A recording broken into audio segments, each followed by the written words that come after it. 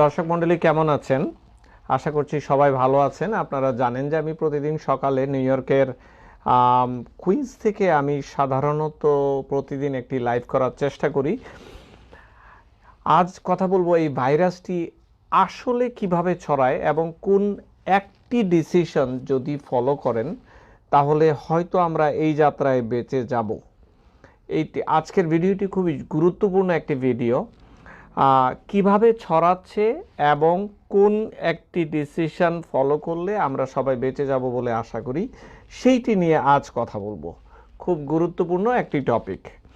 প্রথম কথাই হচ্ছে, আমি এই যে কথা বলছি, ধরুন আমি একজন রোগী যদি মনে করেন আপনারা, এই যে আমি কথা বলছি, আমার নাক এবং মুখ থেকে শ্বাসের সাথে লক্ষ লক্ষ ভাইরাস বের হচ্ছে। ছবিতে দেখুন, এই যে ভদ্রলোক কথা বলছে, বের হচ্ছে, ছড়াচ্ছে, তারপর গিয়ে পড়েও যাচ্ছে, কিছু কিছু কিছু কিছু বাতাসে উঠছে, আর কিছু কিছু আরেকজন রোগীর সামনে গিয়ে পড়ছে। তো এখান থেকে যদি 100টি ভাইরাস পার্টিকেল সে তার কথার মাধ্যমে, প্রতিটি শ্বাসের মাধ্যমে ছড়ায়, তাহলে এর মধ্যে 80টি পার্টিকেলই 1 ফুটের মধ্যে গিয়ে মাটিতে বা কাছাকাছি সারফেসে পড়ে যাবার কথা। আর যে 20টি থাকবে, 20-এর মধ্যে 5টির মতো এইভাবে উড়বে। আচ্ছা, আর বাকি যে 15টি রয়েছে, 15টির মধ্যে 10টি রোগীর গায়ে কাপড়ে থাকবে বা আশেপাশে মানুষের কাপড়ে থাকবে, আর 5টি হয়তো অন্য মানুষের নাকের মাধ্যমে ঢুকে যাবে। ব্যাপারটি ডিস্ট্রিবিউশনটি এমনই। সো দেখুন, যিনি ভাইরাসটি ছড়াচ্ছেন তিনি হয়তো জানেনও না যে এইটি কিভাবে উনি একজন থেকে আরেকজনে দিচ্ছে। এইটি প্রথম ছড়ানোর যে উপায়, সেটি হচ্ছে পার্সনস টু পার্সনস। এই মানুষটি থেকে এই মানুষটিতে যাবে। সেটি বিভিন্নভাবে যেতে পারে। এই মানুষটির লক্ষণযুক্ত হতে পারে, আবার লক্ষণ ছাড়াও হতে পারে। লক্ষণ যুক্ত হলে আমরা প্রোটেকশন নিয়ে ফেলি যে এই মানুষটি শ্বাসকষ্ট হচ্ছে, দিস অ্যান্ড দ্যাট। কিন্তু ওই মানুষটি ইনি যদি মাস্ক না পরেন, তাহলে বাকি সবার কোনো লাভ হবে না। উনি কন্টিনিউয়াসলি দিয়েই যাচ্ছেন। এই ব্যাপারটি এটি এক। আর যদি মনে করেন কোনোভাবে ওনাকে মাস্ক দিয়ে আমরা কাভার করে ফেলতে পারি, শামীম ভাইকে বলো প্রশ্নের উত্তর রেডি করতে, যদি এই মানুষটিকে মাস্ক দিয়ে কোনোভাবে আমরা কাভার করে ফেলতে পারি, তাহলে 90% কাজ হয়ে গেল। তাহলে বাকি 10% কাজ কিভাবে এই লোকটি ছড়াবে? হ্যাঁ, এই লোকটি ছড়াবে, কারণ কখনো এই লোকটি এইভাবে ধরছে, এইভাবে ধরছে, এইভাবে ধরছে, নাকের ভিতর দিচ্ছে, তারপর গিয়ে উনি কিছু একটা ধরছেন, সেটি 10%। তাহলে এই লোকটি থেকে বাঁচার জন্য 90% কাজ হবে এই লোকটিকে আলাদা করে ফেলা, এই লোকটিকে মাস্ক দিয়ে একদম কাভার করে ফেলা, সেজন্য জনসমক্ষে এভাবে না আসতে পারে। এইটি। আরেকটি হচ্ছে অ্যাসিমটোম্যাটিক, অর্থাৎ তার কোনো লক্ষণ নেই, তাকে কি করবেন? সেইটি একটি বিশাল প্রশ্ন। চায়নাতে প্রতি 5 জনে 4 জনই পেয়েছে রোগটি এমন একটি মানুষ থেকে যার কোনো লক্ষণ ছিল না। এইটি সবচেয়ে মারাত্মক। তো বাংলাদেশের কনটেক্সটে যে আমরা সবাই বিদেশিদের পেছনে লাগছি, তারপর তাদেরকে কোথাও যেতে দিচ্ছি না, তাদের বাসায় লাল পতাকা দিচ্ছি, এটি কিছুটা ভুল ধারণা আমার মনে হচ্ছে। কারণ এটি এখন কমিউনিটি ট্রান্সফার হচ্ছে, অর্থাৎ যার লক্ষণ নেই সেও কিন্তু একজন থেকে আরেকজনের দিচ্ছে, যেই কারণে সোশ্যাল ডিস্টেন্সিং যে জিনিসটি বোঝাচ্ছে, এইটি সবার জন্য ম্যাসিভ আকারে ইম্পর্ট্যান্ট। কেউ ভাবতে পারবেন না যে আমার হবে না, আমি পারবো সামাল দিতে। এই জায়গাটিতে একটি বড় ভুল হচ্ছে। তো এই তো গেল পার্সন থেকে পার্সন, লক্ষণ সহ লক্ষণ ছাড়া, দুইটি জিনিসই হলো।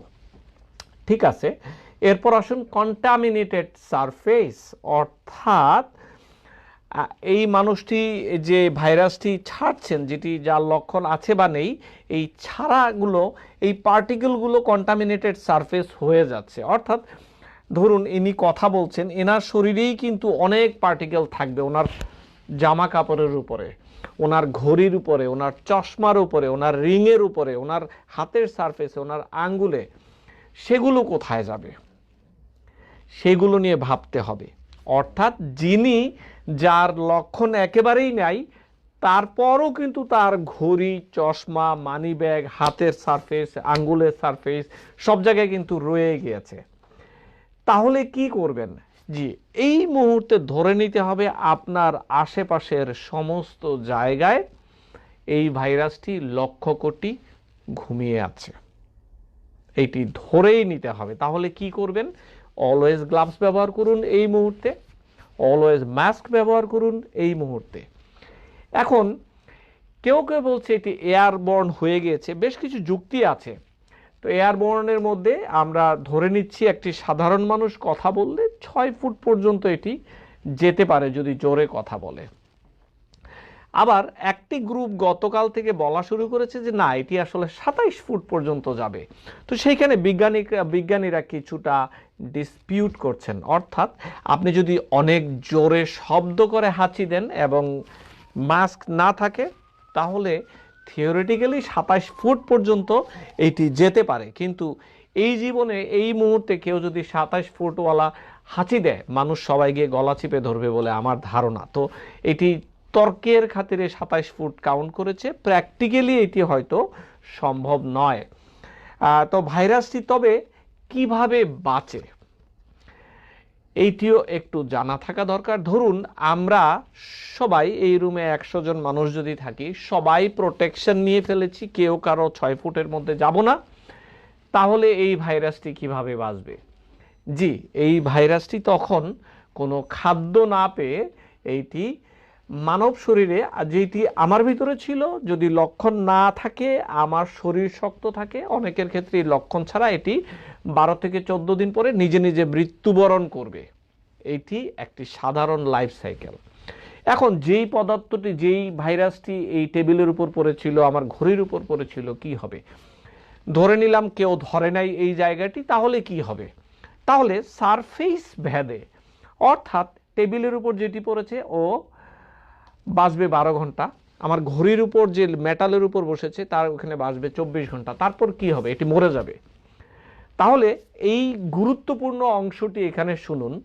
আমরা সবাই 14 দিন কেন পার করার চেষ্টা করছি? কারণ সবার ভেতরে যে ভাইরাসগুলো আছে, কারো লক্ষণ হয়ে ভাইরাসগুলো ওখানেই মরে যাবে, কারো লক্ষণ নেই, নিজেই বাঁচতে পারবে না ভাইরাসগুলো 14 দিন পরে, এটি স্বাভাবিক। আবার অনেকের দেখা যাবে যে 14 দিন বলেছি, 10 দিনের মাথায় লক্ষণ শুরু হলো, সে হয়তো আরও 2-1 জনকে দেবার চেষ্টা করবে, তাই এটি 24 দিন পর্যন্ত, 25 দিন পর্যন্ত এটি একজন মানুষ দ্বারা ঘটনা ঘটতে পারে। তো এক কথায় যদি বলতে হয়, এই ভাইরাসটি আসলে 14 দিন পরে এটি নিজে নিজে মরে যাবে। আমরা যদি সবাই একটি লকডাউন সিচুয়েশনে চলে যাই, তাহলে আর এই ভাইরাসটিকে সেই সুযোগটি দেওয়া হবে না। কিন্তু আমরা কি করছি? আমরা মাঠে ঘাটে সব সাধারণ কাজকর্ম করছি। পুলিশ গিয়ে না পিটালে আপনারা ঘরের বাহিরে থেকে ভেতরে যাচ্ছেন না। আমরা সবাই সব কাজ করছি। আচ্ছা, মানলাম প্রান্তিক মানুষ, দিনমজুর, খেটে খাওয়া মানুষ, তারা না হয় জীবনের তাগিদে আসছে, কিন্তু এই যে লক্ষ লক্ষ মানুষ বাজারে গিয়ে ঘুরছেন, মাছ বাজারে মাছের দরদাম করছেন, প্রয়োজনটা কি? সেইটি তো আমরা কিন্তু নিজেকে জিজ্ঞাসা করছি না।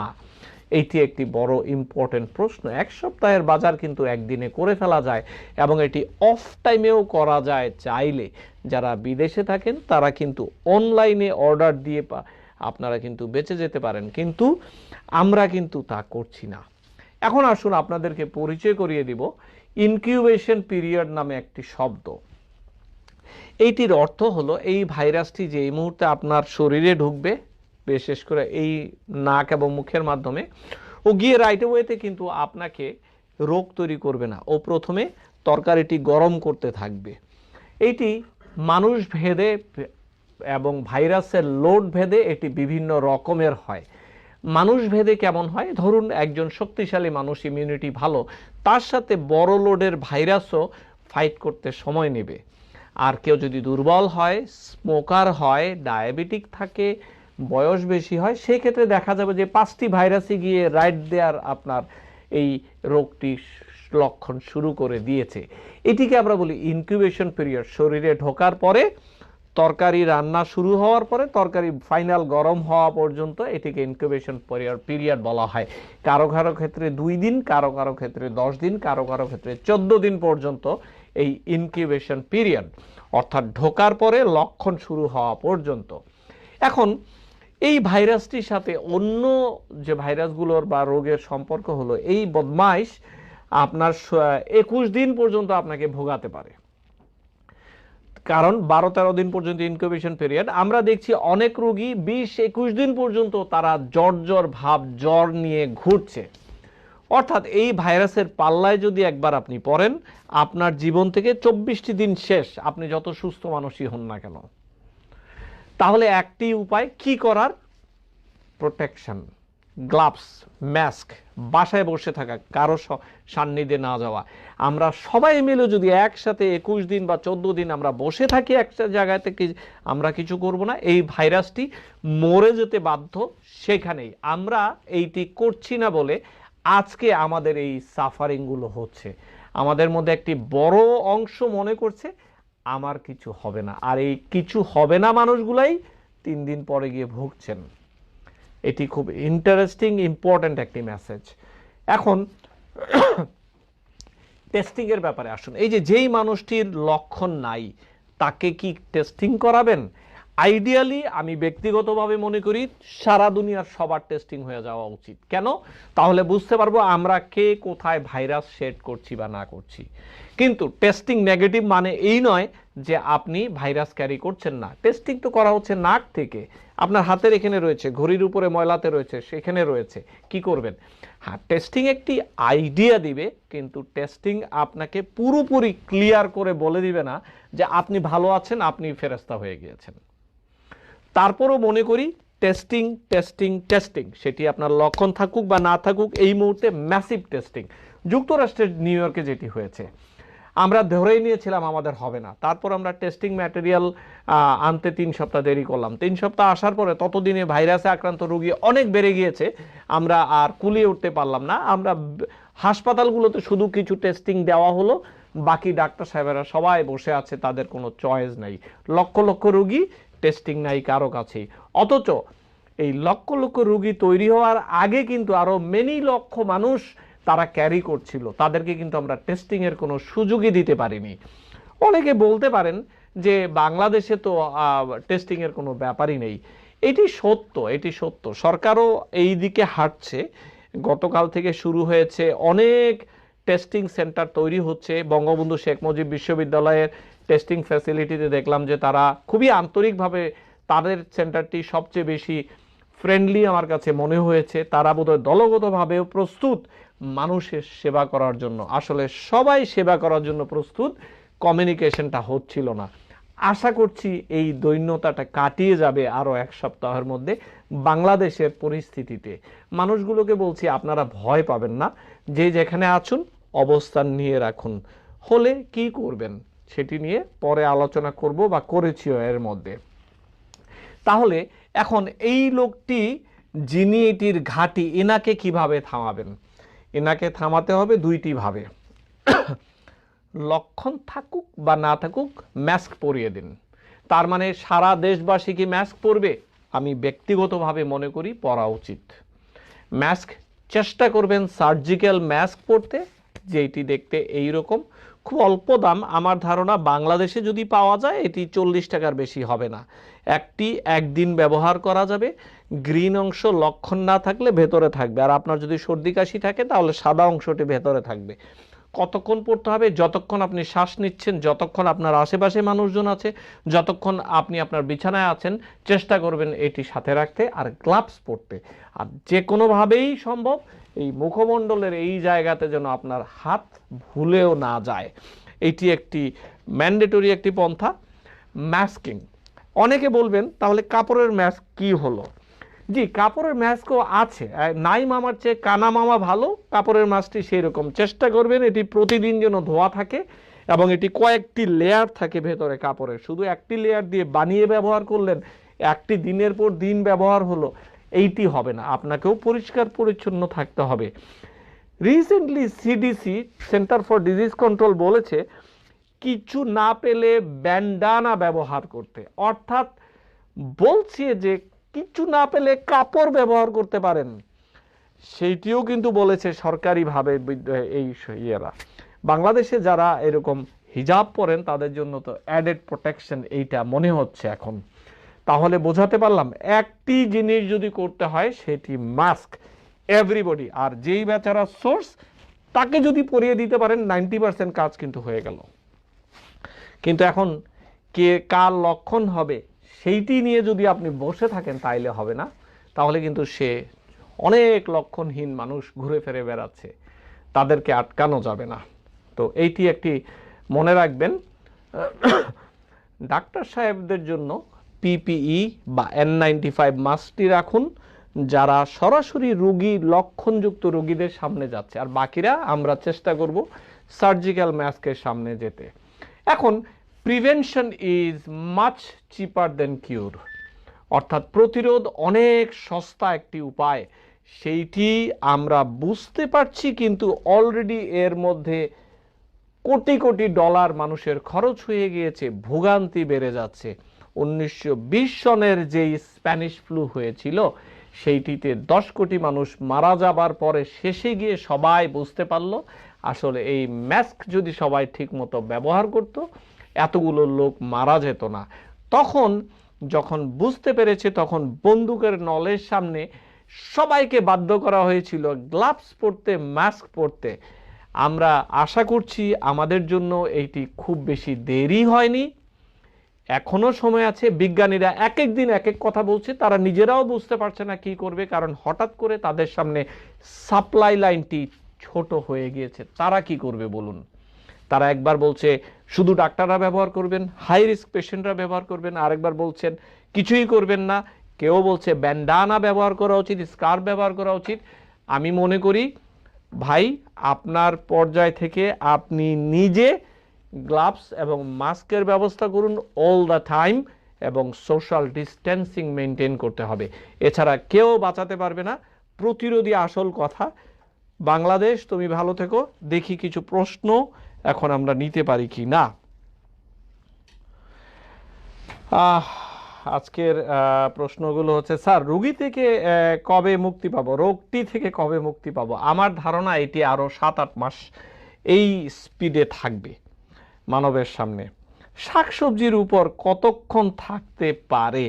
শাকসবজি একটি সাধারণ সারফেস, 6 থেকে 8 ঘন্টা থাকবে।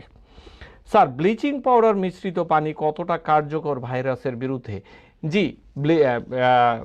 WHO বলেছে যে এটি একটি নির্দিষ্ট মাত্রার পানির সাথে, অর্থাৎ 1 গ্যালন পানির সাথে 4 চামচ ব্লিচিং, 5 চামচ ব্লিচিং পাউডার মিশিয়ে মিক্স করে দেন, ওটি দিয়ে শুধুমাত্র সারফেসগুলো আপনি ডিসইনফেক্ট করতে পারবেন, আপনার হাতে লাগাটি ঠিক হবে না।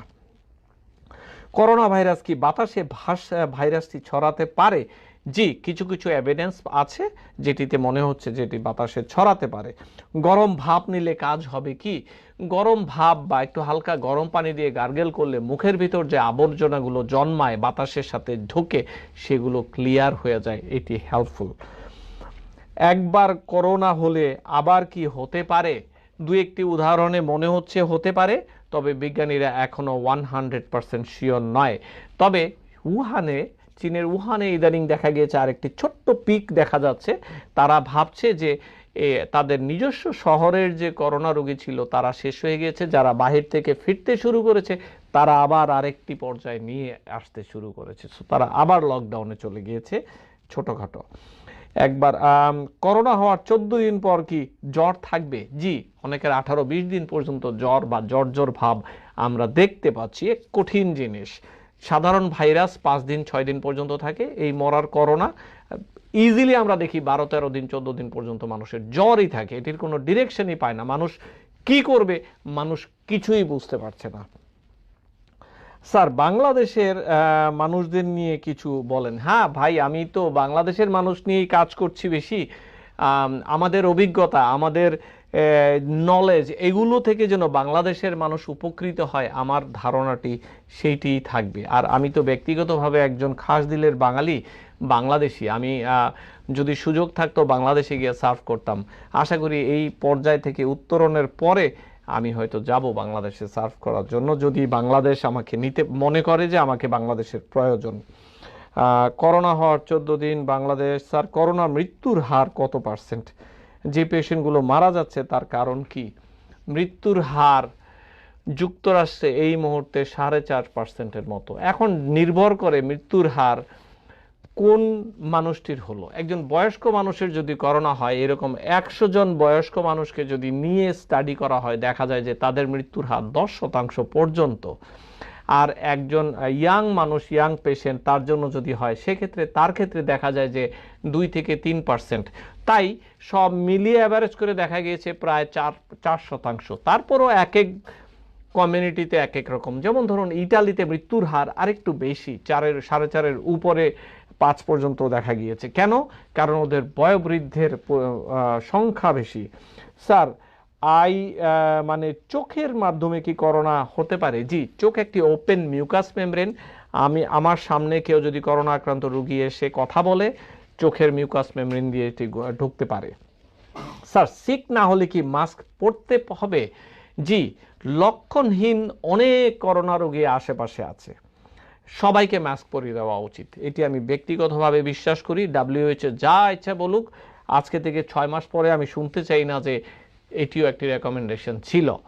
তো জাপানে এভরিবডি ওয়্যার মাস্ক, সবাই মাস্ক ব্যবহার করে, এটি তাদের সারা জীবনের অভ্যাস। এখন বিজ্ঞানীরা বলছে তাদের এই অভ্যাসটি হয়তো তাদেরকে বাঁচিয়ে দিয়েছে। লেবু কি উপকারী? গরম পানিতে লেবু খেলে নাকি করোনা প্রতিরোধ সম্ভব? থিওরিটিক্যালি কিছুটা সাহায্য করার কথা, প্রচুর ভিটামিন সি রয়েছে, কিন্তু অন্যান্য অভ্যাস বাদ দিয়ে এটি করা যাবে না। কাপড়ে কতক্ষণ বেঁচে থাকে? 6 থেকে 12 ঘন্টা কাপড়ের উপর এটি বেঁচে থাকে। কাপড়ের মাস্ক কতটা কাজে দিবে?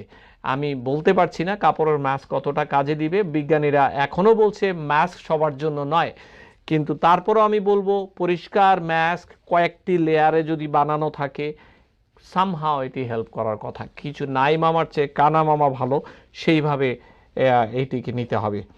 বাইরের বিস্কুট এবং খাবার খাওয়া কি ঠিক? আমি মনে করি এই মুহূর্তে ঠিক নয়। আপনি জানেন না কে কখন এটি কিভাবে টাচ করেছে, কার শ্বাস থেকে গিয়ে 2টি ফুটো পড়েছে সেখানে। তো এই মুহূর্তে অ্যাভয়েড করা উচিত। লাশ দাফন নিয়ে কিছু বলুন স্যার, কি খেলে ভালো হয়? লাশ দাফন নিয়ে আমি আগামীকাল যুক্তরাষ্ট্রের একটি লাশ দাফন সেন্টারের সাথে অ্যাপয়েন্টমেন্ট করেছি। তাদের অভিজ্ঞতা নিয়ে আমি সামনাসামনি আসতে পারবো বলে আশা করছি। আগামীকাল সেই পর্যন্ত অপেক্ষার অনুরোধ রইল। যা বলছিলাম শুধু এই মুহূর্তে বাংলাদেশের কনটেক্সটে একটি মেসেজ দিতেই হয়। সবাই ঘাবড়ে গিয়েছেন, কোথায় যাব টেস্ট করতে, কোথায় না, কি করব। বাংলাদেশ সরকার এর মধ্যে কিন্তু একটি ব্যবস্থা নিয়েছে। বিভিন্ন জায়গায় প্রায় 20-25টি সেন্টারের কথা শোনা যাচ্ছে। আশা করছি মানুষের পেরেশানিগুলো লাঘব হবে। আর দেখুন, একান্ত শ্বাসকষ্ট না হলে আসলে এই মুহূর্তে এই সর্দি কাশি নিয়ে পেরেশানির মধ্যে ঢোকার কোনো মানে হয় না। একান্ত সর্দি কাশি ছাড়া বাকি সমস্ত ফ্লু জাতীয় রোগ নিজে নিজেই কিন্তু ভালো হয়ে যাবার কথা। প্রচুর পানি খাবেন, নিজেকে একটু সময় দিন, পরিবারকে একটু সময় দিন, বের হলেই বিপদ। এইটি হলো একমাত্র মেসেজ। আর আজকের মেসেজ হচ্ছে এই মাস্ক আপনার আমার জীবন রক্ষা করতে পারে। এটি সার্জিক্যাল মাস্ক, 30 থেকে 40 টাকা দাম। বাংলাদেশি টাকায় কোথায় পাবেন? মোস্ট প্রবাবলি ফার্মেসিতে বা সার্জিক্যাল স্টোরে পাবেন। এবং আমি ব্যক্তিগতভাবে প্রায় 5000 মাস্ক কালেক্ট করেছি। আগামী সপ্তাহের প্রথম দিকে আশা করছি পাবো। কিছু 500 N95 এবং 5000 সার্জিক্যাল মাস্ক বাংলাদেশে আশা করছি আর্মির মাধ্যমে দেব, তা যেন তারা যেখানে প্রয়োজন সেখানে দিতে পারে। শুধু যে যেখানে থাকুন, সুস্থ থাকুন, ভালো থাকুন। একটু পরে আমি একটি ঘোষণা নিয়ে আসব। বাংলাদেশে আমার হটলাইন প্রস্তুত হয়ে গিয়েছে, সেইটির ডিটেল ইনফরমেশন নিয়ে আসব। আশা করছি ভালো থাকবেন। আমি যুক্তরাষ্ট্রের নিউ ইয়র্ক থেকে ডাক্তার ফেরদৌস খন্দকার বলছি।